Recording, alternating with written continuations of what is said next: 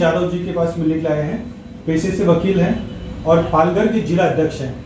उनसे आइए हम जानने की कोशिश करते हैं कि जो पालघर का जो चुनाव है, लोकसभा चुनाव है, वो किस प्रकार का रहेगा और आने वाले समय में उनको क्या उम्मीद है पालघर सीट से, और यहाँ उनका जो चुनाव है उसमें उनको किस तरह से मैंडेट मिलेगा, उसके ऊपर बात करते हैं। जी सर, आपका हमारे चैनल में स्वागत है।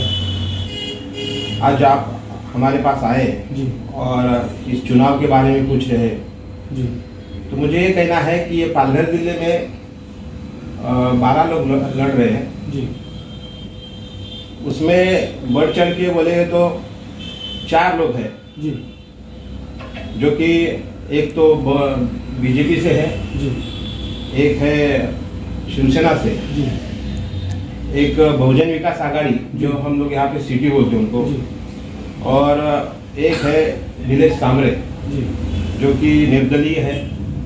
तो ऐसे 4 लोग और हमारी एक पार्टी जो है मजबूत तरह से लड़ रही है बीएसपी। जी तो 5 लोग की लड़ाई है जी, उसमें हम लोग बढ़ चढ़ के लड़ रहे हैं क्योंकि कैसे है कि बरसों से कुछ काम नहीं हुआ है जी इस पालघर जिले में। पालघर जिले में शिवसेना का राज था, जी पालघर जिले में बीजेपी का राज था, जी पालघर जिले में कांग्रेस का राज था और सभी राज सभी का हो चुका है।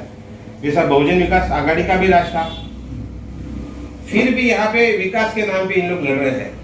तो मुझे कहना है कि ये तो विकास कर ही नहीं पाएंगे। लोगों को ये चीज को समझना चाहिए। और ये जो बाकी लोग बोलते हैं संविधान बचाना है, जो कांग्रेस वाले बोलते हैं, तो संविधान का नुकसान तो पूरी तरह से कांग्रेस ने किया है। और जो उन्होंने कैंडिडेट दिया है, वो कैंडिडेट जो दिया है वो शिवसेना का दिया है। जो बाला साहब ठाकरे बोलते थे कि मैं कांग्रेस का मुंह तक देखूंगा नहीं, आज वो शिवसेना उद्धव जी ठाकरे ये कांग्रेस के साथ गठबंधन करके लड़ रहे हैं। तो आखिरकार ये जो मशाल है वो बीजेपी की तरफ ही जाना है। ये मेरा कहना है सर। जी सर, आपने बताया कि विकास नहीं हुआ है पालघर में, तो अगर आपके जो कैंडिडेट हैं भरत सामजी वनगा जी, अगर वो जीत कर आते हैं तो वो क्या करेंगे? देखो, भरत सामजी वनगा जीत के आते हैं तो हमारा कहना है कि सामाजिक परिवर्तन और आर्थिक मुक्ति की आंदोलन हम करते हैं और आदरणीय बहन कुमारी मायावती जी जिनके दिशा निर्देश पे हम लोग चल रहे हैं और उनका कहना है कि हमें गरीबों का काम, निचले वर्ग से लेके जो व्यापारी वर्ग है, खेती करने वाले हैं, सभी का कल्याण किस तरह से होगा। जो छोटे व्यापारी है, जो इसको जीएसटी लगाया है बड़े पैमाने में 18%, तो उनको कैसा खत्म करना है। वो ये देखो, ये लड़ाई पीएम की लड़ाई है, प्राइम मिनिस्टर की लड़ाई है। और प्राइम मिनिस्टर की लड़ाई जो है, इसमें कौन प्राइम मिनिस्टर बनेगा उसके हिसाब से उनकी विचारधारा चलेगी। तो यहाँ पे जो लड़ाई है, प्राइम मिनिस्टर लड़ाई में 3 लोग हैं, आदरणीय बहन कुमारी मायावती जी, राहुल गांधी जी और मोदी जी। 3 प्राइम मिनिस्टर के लिए लड़ रहे हैं। तो ये विचारधारा की लड़ाई है। 2 है मनुवादी और खाली एक बहन कुमारी मायावती जो मानवतावाद चला रही है, जो महापुरुषों के विचार लेके चल रहे हैं, उनका समर्थन के लिए हम काम कर रहे हैं। बहन जी के आदेश के हिसाब से हम लोग काम करेंगे। सर, जैसे कि आपने बताया कि ये प्रधानमंत्री का चुनाव है और प्रधानमंत्री कैंडिडेट के रूप में 3 लोगों का है, तो अगर आपकी जो सत्ता आती है, अगर आप पूरे देश में जीतते हो, तो आपके लिए उसके लिए मैंडेट होना चाहिए 272 का, तो आपको लगता है वो मैंडेट पार्टी ला पाएगी? देखो, कांशीराम साहब बोले थे कि प्रगति करना है इस देश में तो लंगड़ी सरकार बननी चाहिए जी।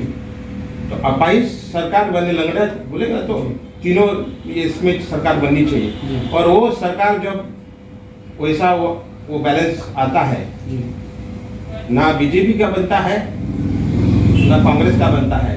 जब भी बीएसपी की जरूरत पड़ती है तो पहले हम देश में यही हमारा वातावरण है कि पहले हम इसलिए कि हमें लोगों का कल्याण करना है। लोगों का जो भी नौकरी का प्रॉब्लम है, जो भी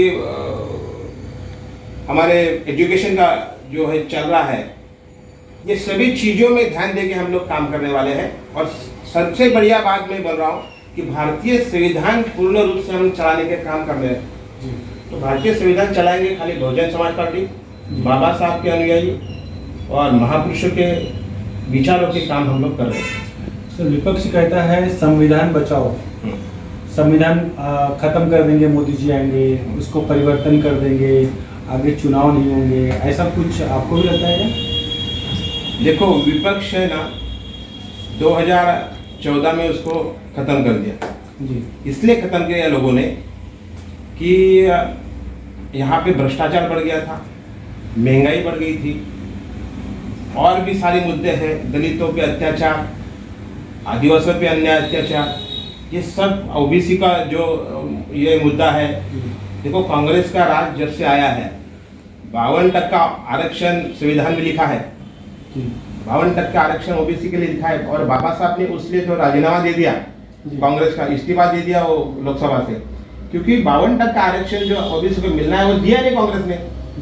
आज कांग्रेस बोलता है कि हम संविधान चलाएंगे, तो आपने जो पहले से 1952 से 50 से जो दिया नहीं है और वो फिर आप बोलते हैं हम अभी देंगे, तो वो कुछ ये नहीं है, वो देने वाले नहीं है, वो खाली ऐसे ही हवा हवा की बात कर रहे हैं। और मैं तो बोलता हूँ ये कांग्रेस और बीजेपी दोनों एक है, वही चट्टे पट्टे, क्योंकि कांशीराम साहब बोले थे कि एक नागनाथ है और एक साधनाथ है, दोनों भी काटेंगे तो जहर चढ़ने वाला है लोगों को, और ये चीज है। तो ये कांग्रेस और बीजेपी के इतिहास है, तो उन लोग कुछ देने वाले नहीं है, खाली हवा में बात कर रहे हैं। यहाँ के जो पालघर की स्थिति तो बहुत ही गई गुजरी हो गई है कि मोखाड़ा, जवाहर और वो विक्रमगढ़ में आदिवासी लोगों को पानी भी नसीब नहीं है, कि जो कि वहाँ के उन लोग के नजदीक डैम बने हुए हैं और पूरा पानी बम्बई में जाता है, और यहाँ के लोग बिना पानी के रहते हैं। इस स्थिति में, ऐसा स्थिति इन लोग ने 75 सालों से बनाया है, और बहुत घटिया खेल खेल रहे हैं, क्योंकि उनका दो ही खेल है। देखो, बाबा साहब ने क्रांति और प्रतिक्रांति किताब में लिख के रखा है, ये श्रमण संस्कृति और ब्राह्मण संस्कृति का एक ये है, उसमें भी अभी सर्वजन हिताय सर्वजन सुखाय का नारा लगाया कि ब्राह्मण भी बहुत सारे गरीब हैं और ठाकुर भी बहुत गरीब है। इस खाली 5% लोग हमारे देश पे राज कर रहे हैं और देश का सत्यानाश कर रहे हैं। सर, 272 जो सीट होती है, हाँ, वो बहुत बड़ा नंबर होता है। अभी तक बहन मायावती जी ना एनडीए में गई हैं, ना इंडिया गठबंधन में आई हैं, तो उनका क्या स्टैंड है? देखो, इसलिए गई नहीं, अभी मैंने अभी बोला कि एक तो नागनाथ है, एक साधनाथ है, और उनके पास जाएंगे तो निकल जाएंगे, काटेंगे, पॉइजन होने वाला है, और पॉइजन इसको होने वाला है कि इस बहुजन वर्गों को होने वाला है, एसटी, एससी, ओबीसी, माइनॉरिटीज को होने वाला है।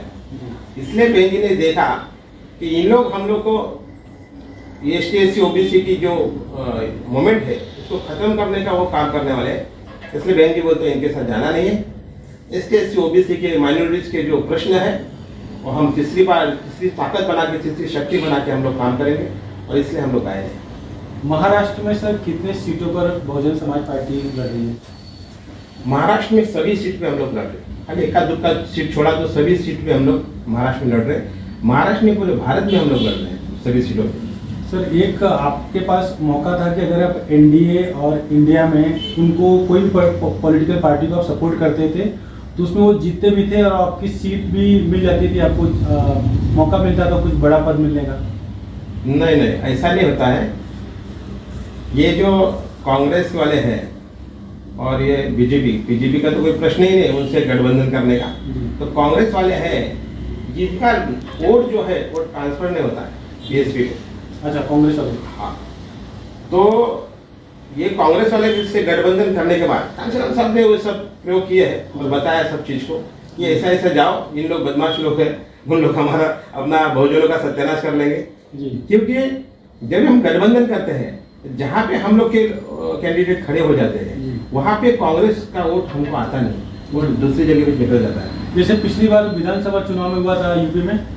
हाँ, बिल्कुल उसी तरह ये करते हैं, फिर हम लोग का जो वोट ग्रोथ है वो भी डाउन हो जाता है जी, और उनको डाउन करना है। इसलिए बहन जी बोले कि हमें अभी गठबंधन कांग्रेस से नहीं करना है। सर 2019 में भी बीएसपी पूरे महाराष्ट्र में चुनाव लड़ी थी और वोट भी पाती है, जबकि उनके कैंडिडेट प्रचार में भी नहीं आते, ना होर्डिंग लगती है।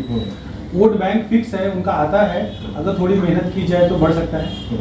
बिल्कुल बिल्कुल, क्योंकि ये SC कैटेगरी के लोग कम से कम 13% से ज़्यादा है इस महाराष्ट्र में, और आदिवासी है बहुत सारे, तो 4 आदिवासी सीट है इस महाराष्ट्र में और 5 SC सीट है। तो ये जो 4 और 5 9 सीट तो ऐसी आ सकती है, क्योंकि लोग समझ जाए इस चीज़ को कि हमारे ये सरकार जो बीजेपी और कांग्रेस ये हमारे विरोध में है, ये लोग समझ जाए तो ऐसे 9 सीट हमारा निकल जाएगी। और ये विचारधारा पे वोट लाते हैं। विचारधारा जो बाबा साहब ने, महात्मा ज्योतिराव फुले ने, शाहू महाराज जी ने जो विचारधारा हमें दी है, वो विचारधारा के माध्यम से ये वोट आते हैं। भले कैंडिडेट कोई भी खड़ा हो जाओ, लेकिन बाबा का हाथी है ये हाथी जो है चिन्ह, ये बाबा साहब ने ये चुनाव चिन्ह लिया है, जिस पे बाबा साहब लड़े थे, और ये चुनाव चिन्ह को देख के लोग परिवर्तन की दिशा में बढ़ जाते हैं। सर वंचित बहुजन आघाड़ी भी आपका वोट काट लेता है, ऐसा आपको कुछ लगता है? देखो, वंचित बहुजन आघाड़ी का बात तो हम लोग ने नहीं करना चाहिए जी, लेकिन राजनीति ऐसी बोलती है कि इस देश में 3 ही PM के रेस में है, बराबर ना? एक तो आदरणीय बहन मायावती जी, नरेंद्र मोदी जी और राहुल जी, बराबर ना? और वंचित बहुजन आघाड़ी ये खाली महाराष्ट्र की राज्य स्तरीय, मतलब स्टेट के लेवल की भी पार्टी नहीं है आज की तारीख में, रजिस्टर नहीं है अभी तक स्टेट लेवल की जी। तो इसके लिए उनका वो क्या समझ के वो काम कर रहे हैं, कैसे कार्य कर रहे हैं, वो मैं उसके बारे में ज़्यादा बता नहीं सकता हूँ, क्योंकि बाबा साहब के भावनिक लोग जो है जो बहुत सारे हैं, और प्रकाश आंबेडकर साहब जो बाबा साहब के पोते हैं, तो उनको मानने वाले बहुत सारे लोग हैं। हम भावनिक रूप से वो लोग हैं उनके साथ। बाकी राजनीतिक तौर से में देखा जाए तो उनका एका दुक्का छोड़ के कुछ होने वाला है, और ना संविधान बचा सकते हो, ऐसा है। अभी के लिए इतना ही, मिलते हैं अगले वीडियो में। तब तक के लिए अपना ध्यान रखें, सुरक्षित रहें, और चैनल को सब्सक्राइब, लाइक और अपने दोस्तों तक शेयर करना ना भूलें, ताकि हम आप तक कोई भी न्यूज़ जल्दी से जल्दी पहुंचाते रहें।